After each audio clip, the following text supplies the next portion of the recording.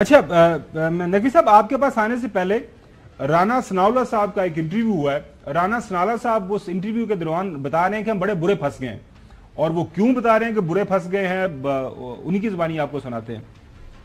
मामला ये है कि हम ऐसे फंस गए हैं कि हम अब इससे निकलना जो है वो हमारे लिए, मैं नामुमकिन नहीं कहता, लेकिन मुश्किल तरीन है। वो बंदा जो है वो 4 साल बरसे इक़्तिदार रहा है, उसने 4 साल में अपोजिशन के साथ हाथ नहीं मिलाया, बैठ के बात करना मुनासिब नहीं समझा। वो पुलवामा वाला जो वाक़या हुआ था, तो उस शाम को पूरी अपोजिशन जो है वो कमेटी रूम 2 जो है पार्लियामेंट बिल्डिंग का, वहाँ पे 1.5 घंटा मुंतजर की रही। साथ दीवार मुश्तरक है प्राइम मिनिस्टर चैम्बर की, वहाँ पे मसूफ बैठे थे।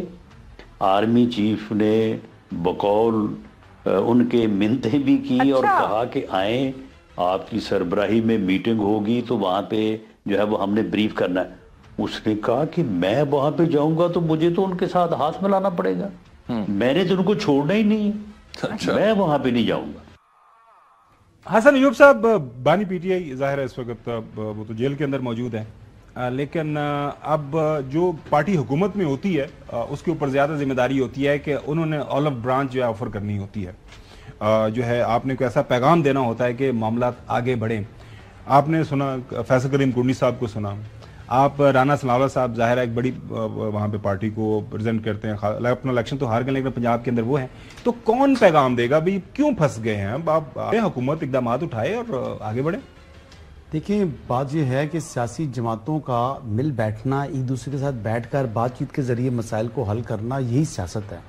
सियासत का काम ये नहीं है कि तलवारें निकालें, एक दूसरे को काट डालें।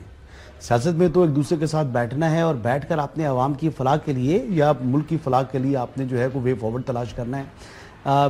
देखें, अभी बहुत ज़्यादा जो है वो इनकी आपस में ट्रस्ट डेफिसिट है, और ट्रस्ट डेफिसिट्स की वजूहात हैं, माजी आपको करीब में देख लें या आप ये देख लें 2014 के बाद से देख लें, तो हमेशा जो है वो बातचीत हुई इनकी आपस में बैठे, और बैठने के बाद एक फरीक ने पुल आउट कर लिया। तो अब एतमाद का फुकदान है, लेकिन फिर भी मुमकिनात में शामिल है। सियासी जमातें मिल बैठकर मसाइल का हल तलाश कर सकती हैं, वर्किंग रिलेशन बना सकती हैं, इख्तलाफात के बावजूद अपने मंशूर के ऊपर कायम रहने के बावजूद भी एक वर्किंग रिलेशनशिप होना चाहिए। जैसे सीएम केपी के और प्राइम मिनिस्टर के दरमियान वर्किंग रिलेशन अगर बना है, तो मेरे ख्याल से फैसल करीम कुंडी साहब को भी इसको जो है वेलकम करना चाहिए। अब बाहर आकर जो बयानात देते हैं, बयानात की बात तो कोई इतनी अहमियत की हामिल नहीं है, एक्शंस जो हैं वो ज़्यादा मैटर करते हैं कि वो क्या एक्शंस हैं उनके। अगर तो वज़ीर खैबर पख्तूनख्वा के जो अमल हैं वो ऐसे हैं कि जो तसादुम की तरफ, लड़ाई की तरफ, महाजरा की तरफ लेके जा रहे हैं, तो फिर तो मैं भी उनको कंडेम करूंगा। लेकिन अगर वो तामीरी जो हैं वो एक्शंस हैं और उससे अगर बेहतरी हो रही है, सूबा और वफाक आपस में जोड़े हैं, तो मैं तो उसको वेलकम करूंगा जी।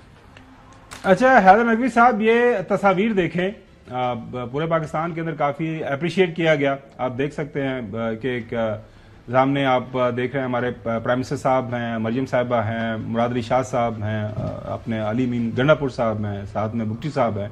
तो ये एक अच्छा पैगाम गया, और उससे पहले भी जब मुलाकात हुई, और अब ये जो बात कर रहे हैं फैसल करीम कुंडी साहब के जी पाँव पड़ते हैं और बाहर जाके, अब पाकिस्तान पीपल्स पार्टी अब मैं देख रहा हूँ जब से हुकूमत आई है, उनका रवैया अजीबो गरीब किस्म का है। वो क्या कहते हैं, ना हम उधर के सनम ना हम इधर के। अब कुछ कहीं किसी साइड तो बैठना पड़ेगा इनको।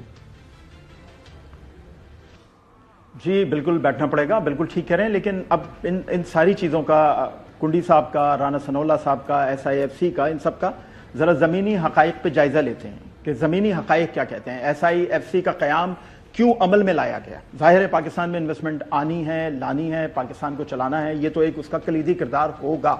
लेकिन SIFC और कल की तस्वीरों ने जो पैगाम दिया है वो ये है कि अब पाकिस्तान को मुत्तहिद होना होगा, और ये तस्वीरें पूरी दुनिया को दिखाई गई हैं, दुनिया में खास तौर पे उन लोगों को दिखाई गई हैं जो हमारी मदद के लिए आगे बढ़ना चाहते हैं, और ये तस्वीरें बहुत अच्छा पैगाम देंगी। SIFC के बैनर तले सबसे अहम चीज जो है वो मुत्तहिद होना है। سب سے اہم چیز، سب سے بڑا پیغام ہے متحد ہونا ہے، سب سے بڑا پیغام ہے کہ اب اتحاد کو آگے بڑھانا ہے اور اس ملک کو آگے چلانا ہے۔ احتجاج کی سیاست دیکھیں، عمران خان صاحب جب وزیر اعظم تھے تو ہم ان کا بطور وزیر اعظم، بطور ریاست کے حکمران احترام کرتے تھے۔ وہ تمام ادارے جو ان کے زیر نگرانی چل رہے تھے، ان تمام اداروں کا ہم احترام کرتے تھے، ان کے فیصلوں کے سامنے سر تسلیم خم کرتے تھے تاکہ ریاست چلتی رہے، یہ ملک چلتا رہے۔ اور اب وقت ہے کہ یہ ریاست چلے، یہ ملک چلے۔ احتجاج کی سیاست اب آپ کو کچھ نہیں دے گی۔ ایک سب سے بڑی مثال پاکستانیوں کے سامنے کراچی کی ہے۔ 1986 سے لے کے 2016 تک یہ 32 سال کراچی کی سڑکوں پہ، گلیوں پہ، بازاروں میں، محلوں میں بس خرابہ ہی ہوتا رہا۔ یا تو خون بہا، یا گولی لگی، یا گرفتاری ہوئی۔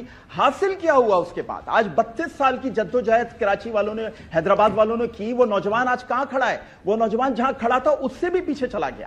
تو اس لیے یہ ایک بڑا واضح پیغام ہے پوری پاکستانی عوام کے لیے کہ وہ کراچی کے ان 32 سالوں سے سیکھیں اور دیکھیں کہ احتجاج کی سیاست کبھی بھی آپ کو فائدہ نہیں دے سکتی۔ آپ کھڑے ہو کے بولیں سری لنکا بن جائے گا، آپ کھڑے ہو کے بولیں اس پہ بم مار دو، آپ کھڑے ہو کے بولیں کہ یہ ریاست نہیں چلے گی، بغاوت کر دو، اس کا حاصل اصول کچھ نہیں ہے۔ ہم چاہتے ہیں عمران خان پاکستان کی مرکزی سیاست میں انتہائی اہم کردار ادا کریں، لیکن اس کے لیے انہیں اخلاقیات، کردار، دوستی، بھائی چارہ، رواداری، داری، وفاداری سب وہ دکھانا ہوگا تو پاکستان آگے بڑھے گا۔